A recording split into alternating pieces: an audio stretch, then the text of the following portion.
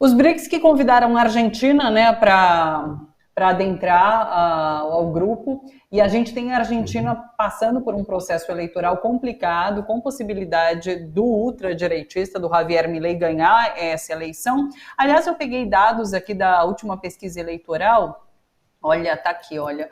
Javier Milei aparece com 38,5% das intenções de voto, e Sérgio Massa, que é o candidato governista, atual ministro da Economia, ele está logo na sequência com 32,3%, tendo subido bastante, né, professor? Estou dizendo isso porque a Argentina foi convidada para o BRICS, inclusive, por conta do cenário atual, mas esse cenário pode mudar já no ano que vem, e você falava em inimigos ali no bloco, né, a Argentina não pode ser um inimigo ali dentro do bloco. Isso pode vir a mudar depois lá na frente, mas enfim, quero te ouvir em relação a esse cenário político da Argentina e como a Argentina se coloca no BRICS caso ela tenha um ultradireitista ali, que inclusive já anunciou que nem vai querer entrar no bloco. Tem isso também, né?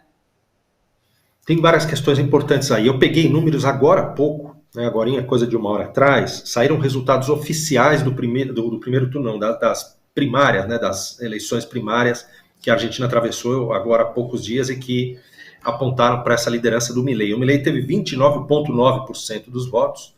A Patrícia Bullrich, que foi ministra de Segurança do governo Macri, 28%, e o Sérgio Massa, 27,2%.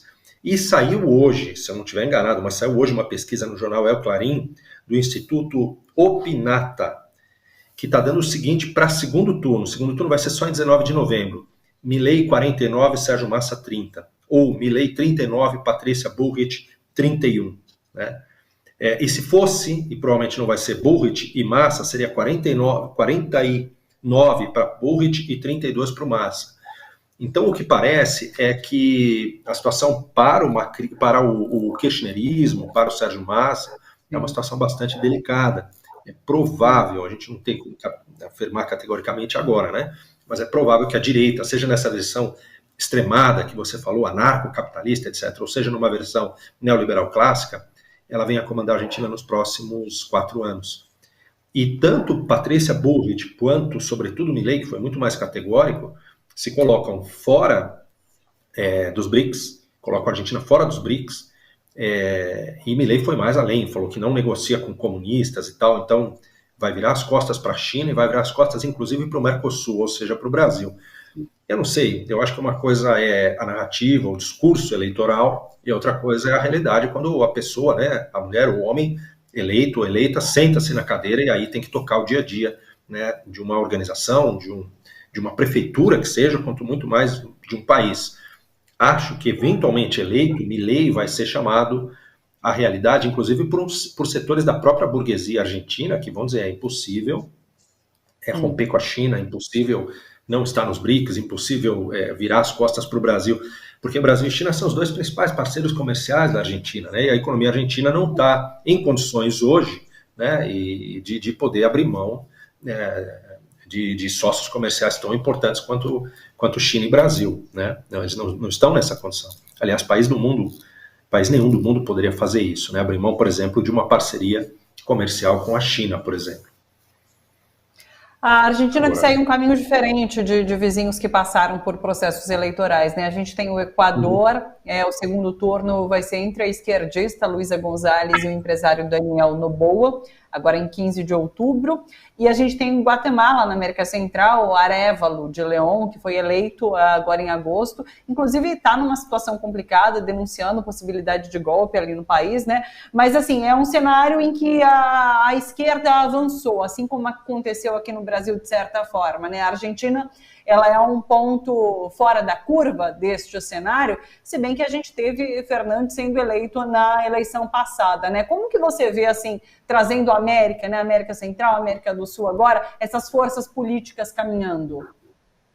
A Argentina é um caso complexo, né? É um país que vive uma crise econômica estrutural, histórica, há décadas, e você vê que o peronismo vai ao poder e é derrotado depois, aí vai a centro-direita e é derrotado depois, e os problemas econômicos não são resolvidos, né? O país tem uma dívida externa que asfixia a sua economia, né? Tem a questão da eterna tentativa de negociar a dívida com o Fundo Monetário Internacional, com credores privados, e nenhum governo conseguiu fazer isso a bom termo. Pelo contrário, o governo Macri, se não me engano, inclusive ampliou o estoque dessa dívida, tomou mais dinheiro, o que comprometeu muito a gestão econômica do governo Fernandes, né? E eu acho que o Milei surge agora como, lembra um pouco aquele movimento que houve há 20 anos atrás na Argentina, o que se vayan todos, né? Que se vachan todos, como eles dizem, né? Que é uma repulsa, né? À classe política como um todo, né? A elite política como um todo. Ele se aproveita disso, surfa nisso, mas todas as medidas que ele está propondo, como dolarização ou como um enxugamento radical do Estado, isso já foi tentado em outros lugares e os resultados não foram bons, né? A gente pode pensar no Panamá, em El Salvador, no Equador, são países que dolarizaram as suas economias e isso não necessariamente trouxe a essas nações uma condição econômica similar ao país que emite dólar, que são os Estados Unidos. Continuam sendo países extremamente dependentes e periféricos na ordem econômica global, continuam sendo países com processos inflacionários, com muita pobreza, muita desigualdade. Vários desses países que já não têm mais como emitir moeda, eles têm problema de migração. El Salvador é um caso, né? Migração, gente que vai embora, que abandona o país, tentando melhores condições de vida em outro lugar. Então, eu acho, posso estar enganado, se eu fosse apostar hoje, Thalita, eu acharia que o Milei tem grande chance de ser eleito, e se essa aposta tivesse continuidade, eu diria que serão 4 anos desastrosos para a Argentina. Com relação aos outros países, na Guatemala, foi eleito Bernardo Arévalo, eu estava na Guatemala agora há poucos dias atrás, e era o segundo turno. O que me espantou um pouco é que nas ruas não tinha clima de eleição, em pleno segundo turno não tinha um clima muito forte. E o Bernardo Arévalo é um candidato social-democrata, ele foi um azarão, ele disparou de 8º, colocado nas pesquisas de primeiro turno para ser eleito presidente. Sim. Ele é presidente do Juan José Arévalo, que foi uma liderança importante da Guatemala lá nos anos 40, 50, é filho do Juan José, então ele traz todo esse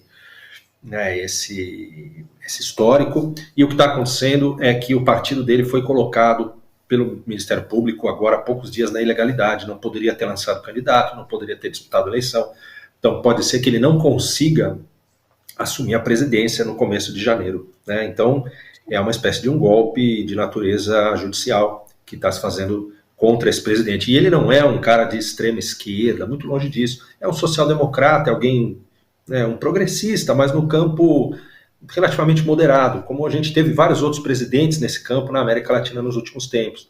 E o que está acontecendo com ele também é que ele está recebendo ameaças de morte, né? Então a gente está vivendo, estou falando da Guatemala, mas a gente podia falar de outros países. No Equador, a Luísa González também está recebendo ameaças de morte, já está andando nas ruas com colete à prova de bala. Então a gente está vivendo um momento de degradação muito forte da democracia, que não é uma democracia muito radical, essa que nós temos na América Latina, né, em vários países. É uma democracia liberal, em que você tem centro-esquerda e centro-direita se alternando no poder, mas parece que, por alguma razão, alguns atores políticos já não aceitam mais os resultados das urnas e estão partindo para outras formas de resolução dos conflitos, que não seja o diálogo, que não seja o jogo parlamentar e assim por diante. Aliás, a gente abriu aqui o programa falando sobre o 7 de setembro, que será celebrado nesta semana, e num clima de tensão por conta do 8 de janeiro, por conta do que pode vir a acontecer.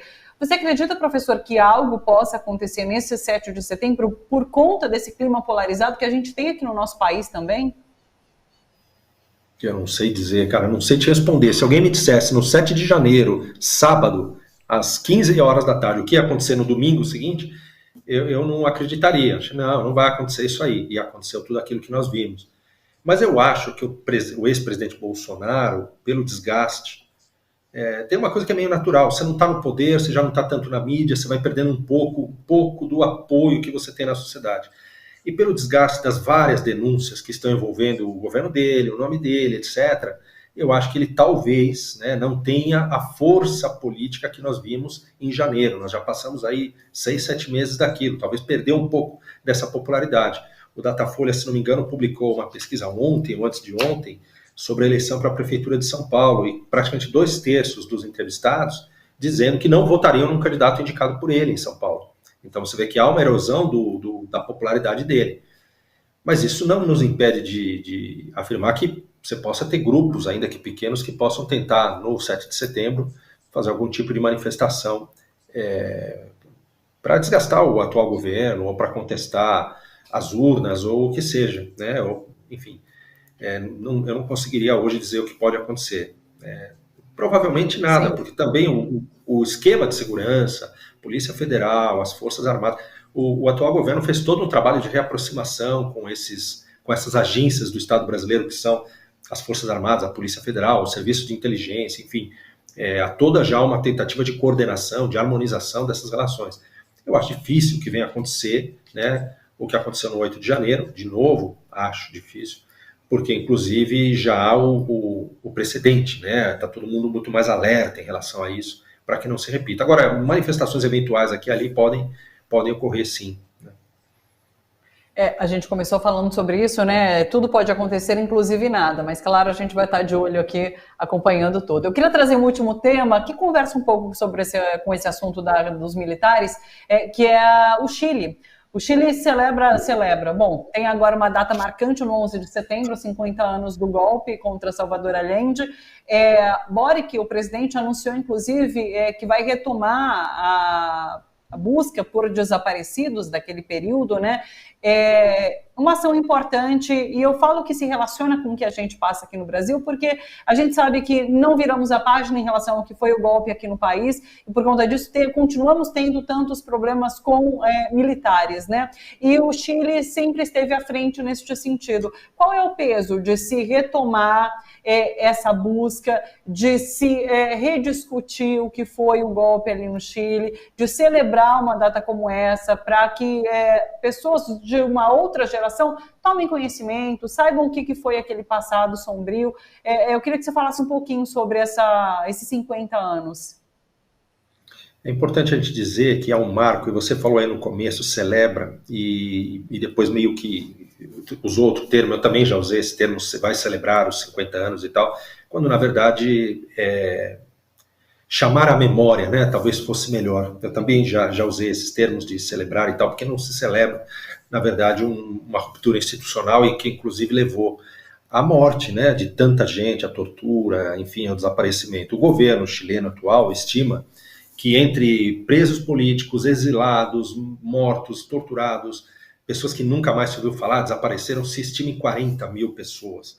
Mas as comissões oficiais, né, as comissões da verdade, a tal justiça de transição que o Chile tem feito, ainda que não fez na mesma proporção, por exemplo, que a Argentina, essas comissões estimam em 3.200, 3.500 pessoas, e dessas, 1.000 pessoas, mais ou menos, não se sabe o paradeiro até hoje.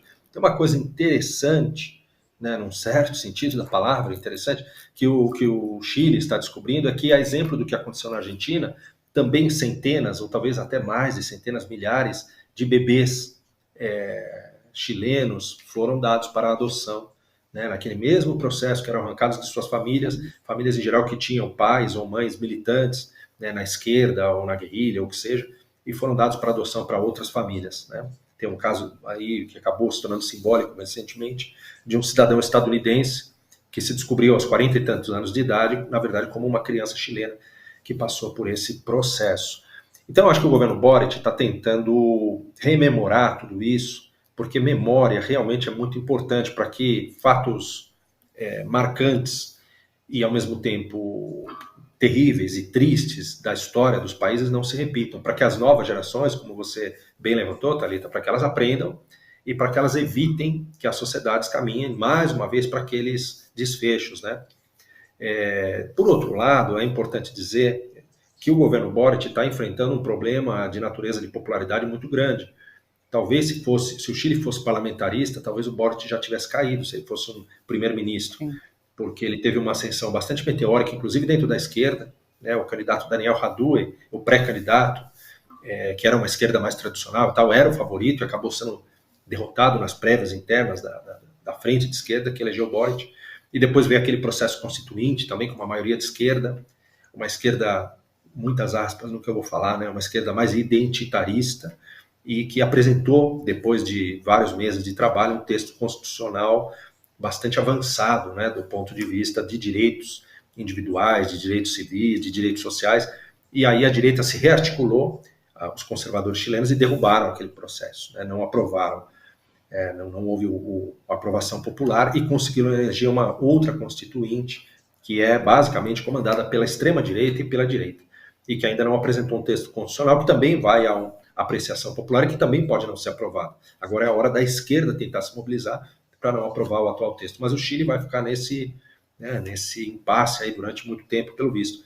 Acho eu também que os 50 anos vêm ao encontro da necessidade do governo Boric de tentar juntar os setores progressistas chilenos e dialogar de novo com a sociedade civil, de maneira a poder deixar algum legado, poder terminar o seu governo, essa metade final do seu governo, de uma maneira mais positiva do que conseguiu até aqui. É um governo com 28%, 30% de aprovação no máximo, né? Muito contestado na sociedade civil, nas ruas e também em setores de esquerda. Então, acho que vem ao encontro dessa necessidade, mas muito mais do que essa necessidade política conjuntural de um governo especificamente, a questão, a iniciativa de tentar buscar essas 1.000 pessoas cujo paradeiro não se sabe, que provavelmente estão todas mortas, obviamente, né? É um alento para suas famílias e tem um caráter pedagógico para a juventude, para as novas gerações, para que evitem que o Chile ou qualquer outro país enveredem por esse tipo de caminho mais uma vez.